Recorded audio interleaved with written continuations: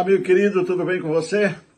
Aqui estamos trazendo prazerosamente mais um assunto muitíssimo importante que queremos abordar exatamente em plena harmonia com o Assim diz o Senhor. Se você já está inscrito em nosso canal, muito obrigado. Se ainda não, nos dê esse privilégio de se inscrever e praticar os 3 Cs. O curtir, o comentar e o compartilhar, para que outras pessoas também tenham oportunidade de conhecer estas maravilhas das boas novas do Evangelho Eterno. Antes de entrarmos diretamente no assunto, eu quero orar. Pai querido, amoroso, Deus, Criador dos céus e da terra, muito obrigado por estarmos conversando com o Senhor novamente. Neste momento, pedimos que o Senhor abençoe este vídeo, o assunto que aqui será explanado, que seja feito em harmonia com tua vontade, sob a iluminação do Espírito Santo, e que cada um dos nossos ouvintes sintam, ao ouvir e ver esse vídeo, a importância desses temas e firmar cada vez mais as suas convicções ao lado da verdade, ao lado de Cristo. Pai querido, eu te agradeço pela oportunidade que me dás de te representar aqui em nome de Jesus. Amém. Muito bem, o tema é as 3 âncoras da vida cristã. E o texto que eu quero ler, o texto inicial, está em Atos, capítulo 27, versículos 27 até o 32, que diz assim: Na 14ª noite ainda estávamos sendo levados de um lado para outro no mar Adriático, quando por volta da meia-noite os marinheiros imaginaram que estávamos próximo da terra. Lançando a sonda, verificaram que a profundidade era de 37 metros. Pouco tempo depois, lançaram novamente a sonda e encontraram 27 metros. Temendo que fôssemos jogados contra pedras, lançaram 4 âncoras da popa e faziam preces. Vejam, e faziam preces para que amanhecesse o dia. Tentando escapar do navio, os marinheiros baixaram o barco salva-vidas ao mar, a pretexto de lançar âncoras da proa, e então Paulo disse ao centurião e aos soldados: Se estes homens não ficarem no navio, vocês não poderão salvar-se. Com isso, os soldados cortaram as cordas que prendiam o barco salva-vidas e o deixaram cair. Paulo estava de viagem para Roma. Não uma viagem missionária como ele fazia antes, livre, mas agora ele ia como presidiário. Preso por amor a Cristo, por amor ao Evangelho, que ele diz ser o poder de Deus para a salvação de todo aquele que crê. As 3 âncoras da vida cristã. E eu quero abordá-lo exatamente tirando lições preciosas do texto que acabamos de ler. Desta viagem, desse naufrágio, né? Na vida do apóstolo Paulo, de Lucas, o médico, e de mais 274 pessoas. Quero falar um pouquinho sobre âncora agora. A função da âncora é prender uma embarcação ao fundo do mar, do rio ou de um lago, impedindo que ela seja movida pelo vento, pelas ondas ou correnteza. A âncora, ela é um equipamento obrigatório e deve ser forte o suficiente para manter a embarcação atracada, mas também deve ser fácil o acesso de içar, de levantar a âncora, para que a embarcação possa seguir seu curso.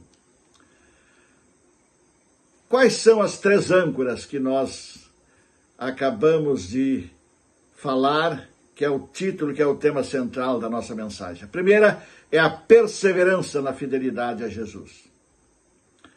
Aqui está a perseverança dos santos, os que obedecem aos mandamentos de Deus e permanecem fiéis a Jesus, Apocalipse 14, 12. Estou lendo na Nova Versão Internacional. A segunda âncora é a obediência aos mandamentos de Deus. E o dragão irou-se contra a mulher e saiu para guerrear contra o restante da sua descendência, os que obedecem aos mandamentos de Deus e se mantêm fiéis. Então, a segunda âncora é a obediência aos mandamentos de Deus. Apocalipse 12, 17. E a terceira âncora é se manter fiel ao testemunho de Jesus, que é o espírito de profecia. Então caí a seus pés, diz o apóstolo João, para adorá-lo, mas ele me disse, não faças isso, eu sou servo como você e como seus irmãos que se mantêm fiéis ao testemunho de Jesus. Adora a Deus. O testemunho de Jesus é o espírito de profecia. Apocalipse 19, verso 10. Que maravilha. Qual a importância de uma âncora? A âncora ela é considerada um símbolo de firmeza, de força, de tranquilidade, de esperança, de fidelidade, enfim, quanta virtude, né, podemos extrair das lições que a âncora pode nos passar. Por ser capaz de manter a estabilidade dos barcos em meio às tempestades, ela pode também representar a segurança necessária para os momentos da instabilidade da vida cristã. A âncora tem servido também como ilustração nas relações afetivas.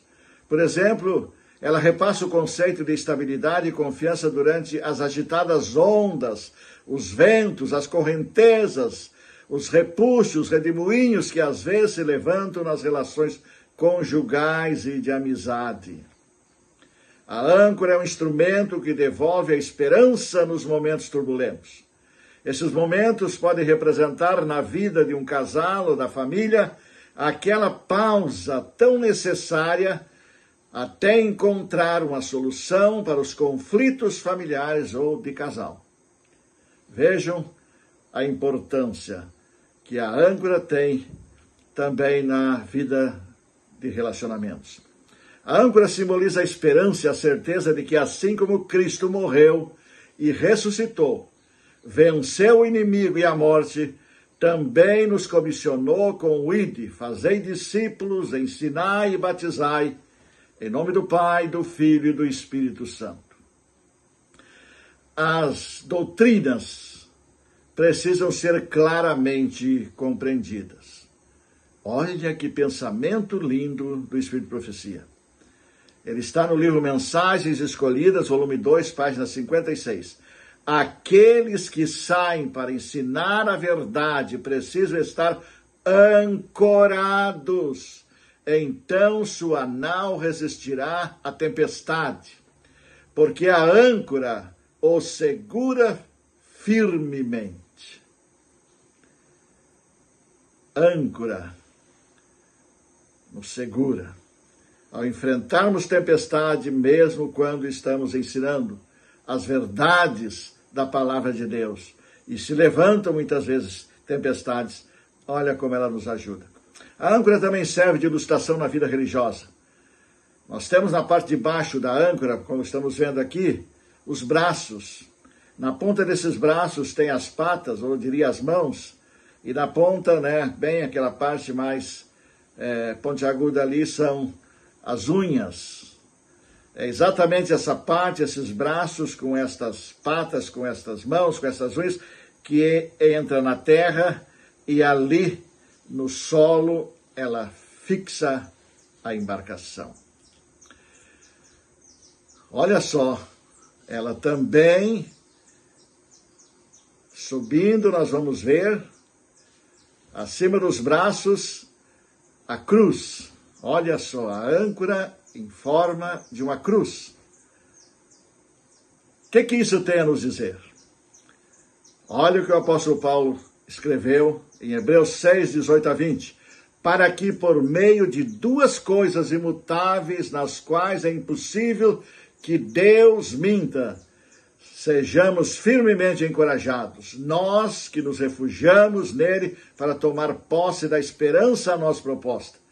Temos essa esperança como âncora da alma, firme e segura, ao qual adentra o santuário interior por trás do véu, onde Jesus, que nos precedeu, entrou em nosso lugar, tornando-se sumo sacerdote para sempre, segundo a ordem de Melquisedeque. Hebreus 6, 18 a 20. Que maravilha! Senhores, quando já estavam no navio, Paulo falou: vejo que a nossa viagem será desastrosa e acarretará grande prejuízo para o navio, para a carga e também para as nossas vidas. Mas o centurião, em vez de ouvir o que Paulo falava, seguiu o conselho do piloto e do dono do navio. O apóstolo Paulo, que iluminado por Deus, havia orientado, inclusive pedira que não viajassem, porque eles corriam risco ante a tempestade e o inverno que estava pela frente.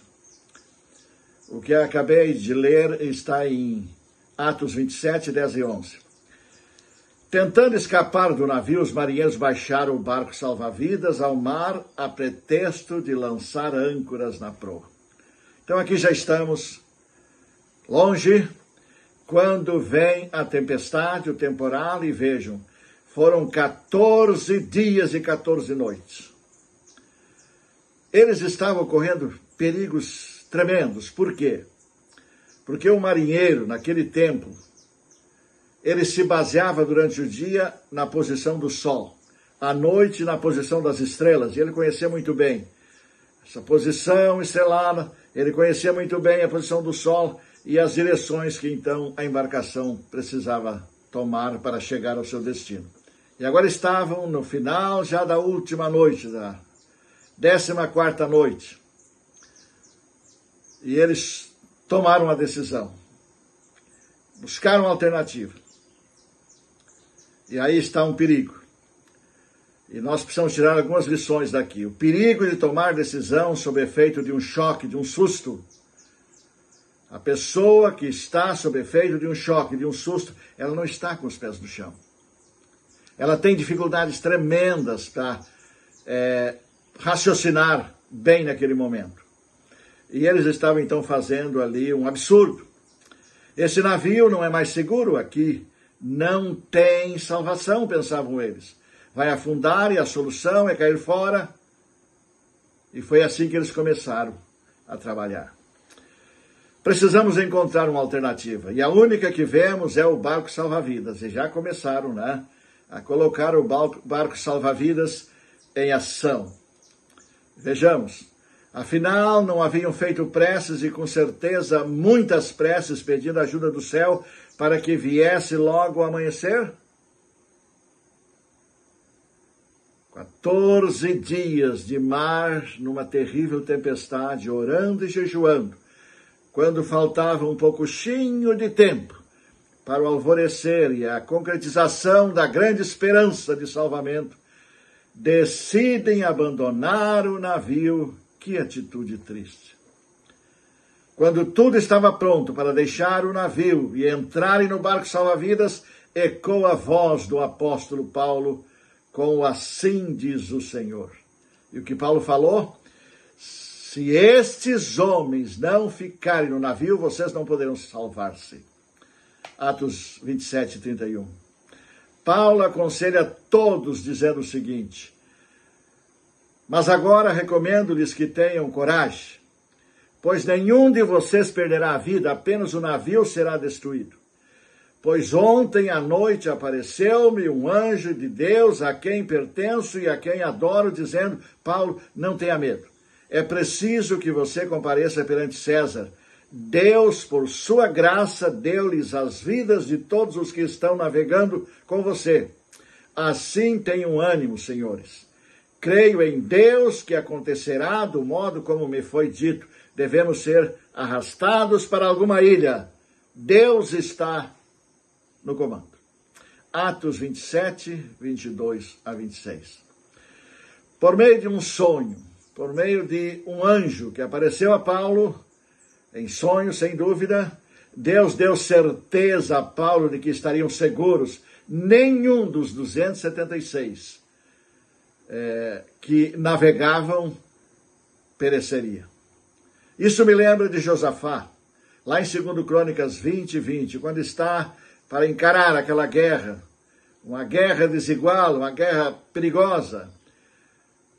Mas ele animou o povo, trazendo assim, diz o Senhor: crede no Senhor vosso Deus e estareis seguros. Crede nos seus profetas e prosperareis, e a vitória virá. Como diz a Nova Versão Internacional. E a vitória virá. Não abandone o navio, querido. Não abandone a congregação. Jesus empenhou sua palavra. Foram 2.000 sonhos e visões, com um resultado de 100.000 páginas em manuscrito. É só aceitar essas diretrizes. É só confiar. Olhar para Jesus e viver. Porque ele empenhou a sua palavra, ele nos deu garantia de que essa embarcação, esta igreja, menina dos seus olhos, vai triunfar. Cada membro foi comprado pelo precioso sangue derramado na cruz, conforme lemos em Atos 20 e 28. Cuide de vocês mesmos e de todo o rebanho sobre o qual o Espírito Santo os colocou como bispos, para pastorearem a igreja de Deus que ele comprou com o seu próprio sangue. Que texto lindo. Esta igreja tem um valor aos olhos de Deus preciosíssimo. Por amor a Paulo, Deus poupou todos no navio. Nenhum pereceu. Agora imagine o que o Senhor fará por sua igreja. O cuidado, o zelo que ele tem por cada membro de sua igreja. É aqui, queridos, no navio igreja, não num bote salva-vida de novas luzes, como alguns têm trazido. Olha a nova luz que descobrimos, olha aqui, olha esse movimento, olha aqui. Deus proveu uma igreja segura para navegarmos no oceano da vida nestas horas finais. Quando a fúria é tamanha e as ondas se tornam ameaçadoras, surjam as âncoras da perseverança na fidelidade a Jesus, da obediência aos mandamentos de Deus e da fidelidade ao testemunho de Jesus, que é o espírito de profecia, trazendo estabilidade, trazendo segurança. Cuidado com a ilusão de botes salva-vidas chamados de novas luzes. São tão frágeis diante de tamanha tempestade que afundarão na primeira onda, repuxa o redemoinho que enfrentarem. Com isso, os soldados cortaram as cordas que prendiam o barco salva-vidas e o deixaram cair. Cortaram toda a ligação com os meios alternativos. Os barcos salva-vidas foram com as ondas e não temos mais relato nenhum deles. Sem dúvida, se perderam o oceano adentro.